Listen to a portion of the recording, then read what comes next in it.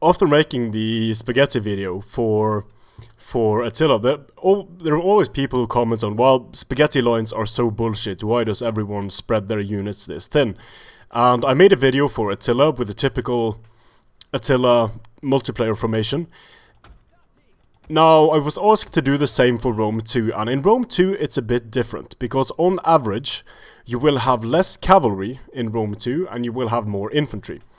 So assuming that I can bring 6 of the same unit and there is no cap on melee infantry, this is a fairly standard Roman army. And by default, this is on ultra unit sizes, but on default these units are 6 men deep. And if they are 6 men deep, this is the amount of space that they take up on the battlefield. Now let's compare that to if I take my Evocati and I make them 2 ranks deep. I can't make them 2 ranks deep on ultra unit sizes, but just about. So look at the additional space I'm able to take up on the battlefield. Imagine if these two formations come up against each other. In that case, 3 of these units would be able to tie down the entire enemy front line, and now you have units available for flanking. In the event that there are skirmishers, these blocks of infantry are great targets for skirmishers, because skirmishers tend to miss in front of the unit and they tend to miss behind the unit. They aim for the center of the unit. So if the center of the unit is thick, more men will get hit. If the center of the unit is narrow, fewer men will get hit. And the reason for this is also, when I'll just set up the army in a way that I usually set it up. So, front line here. Second line here. Skirmishers between them. And then general goes center, fairly well protected in the center. And then cavalry. Now there are several ways of going about it with cavalry. What I like to do is to have not all the cavalry on the flanks. I really want to have some cavalry in the center.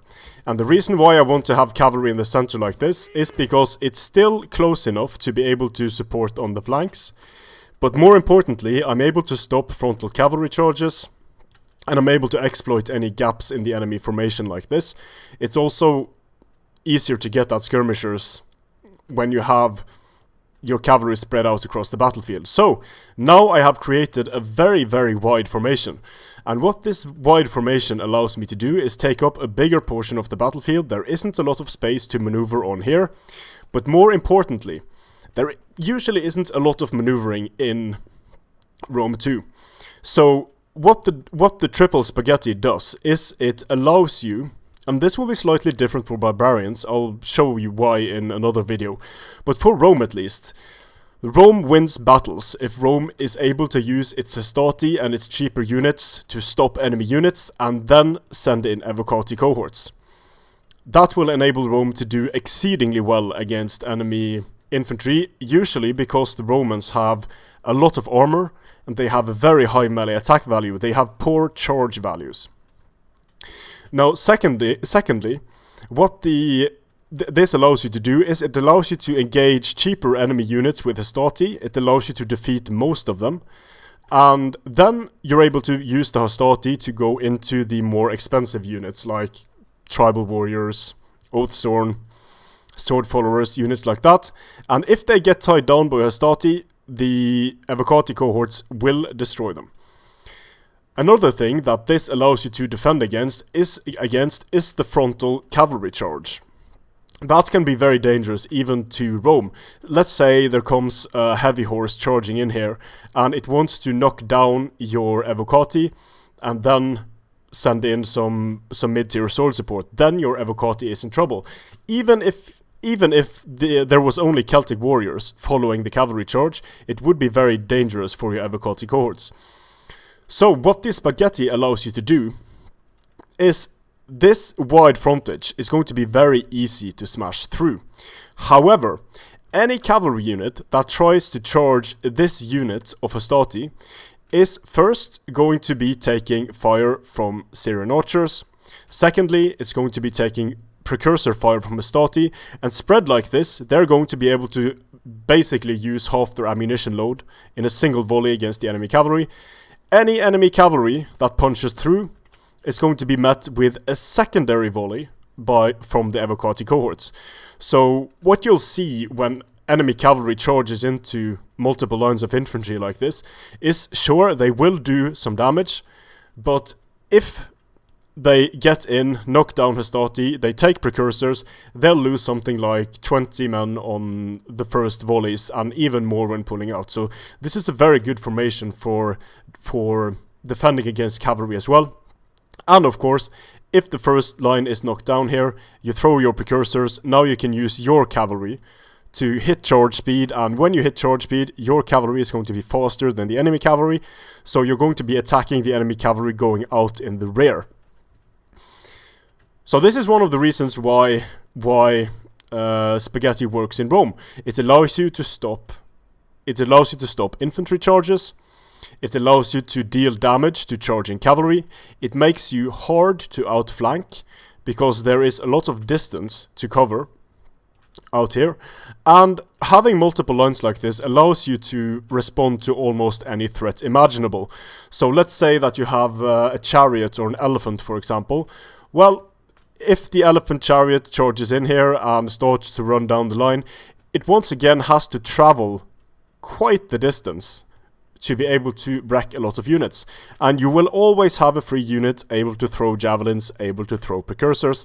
The skirmishers are well protected here. The cavalry punches through the Pastati. The skirmishers can just pull back and let the Evocati stop them. The Sociaequites can stop them. So although each unit individually is easier to punch through, each unit individually is not the big picture. The big picture is that you have several units supporting each other, and you're using the cheaper units to pull in more expensive units and defeat them that way.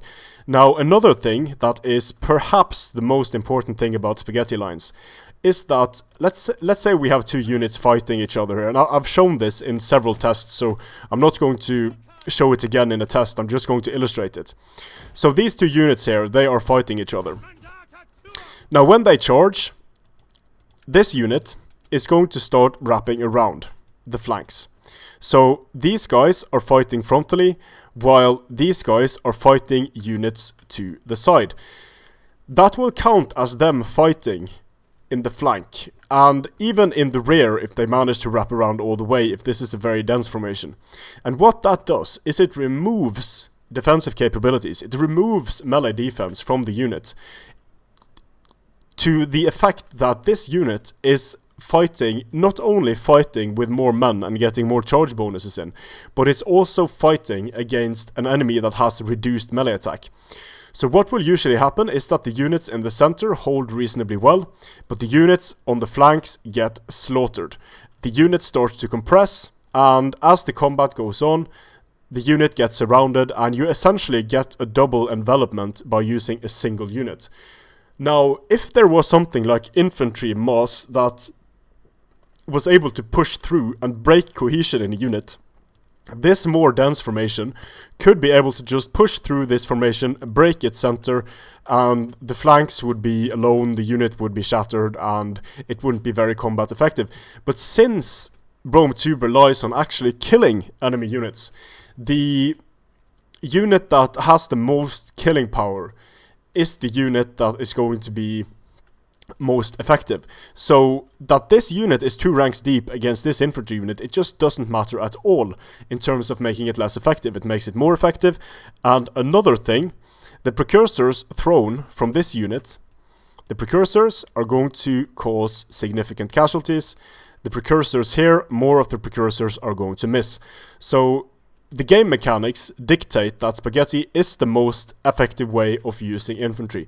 Not in all cases, but certainly in most cases. Not in all one-on-one engagements, but in most one-on-one engagements. And if you take the entire army into consideration, just look at the size of my army here, the frontage it takes up, and look at what happens to my formation if I go 4 ranks deep. See how narrow my formation becomes in comparison. So 4 ranks deep here. A few archers in the center. And the cavalry goes here. Now, it's not to say that this type of formation doesn't work. It has worked multiple times. I've used it sometimes, but the problem is that your flanks become wide open. It's much easier to tie down multiple units with a single unit, and of course you take more damage from missiles. So when using the Roman army, this is one of the reasons why Spaghetti works. And we'll look at why Spaghetti works when using a barbarian army in the next video. Strength and honor.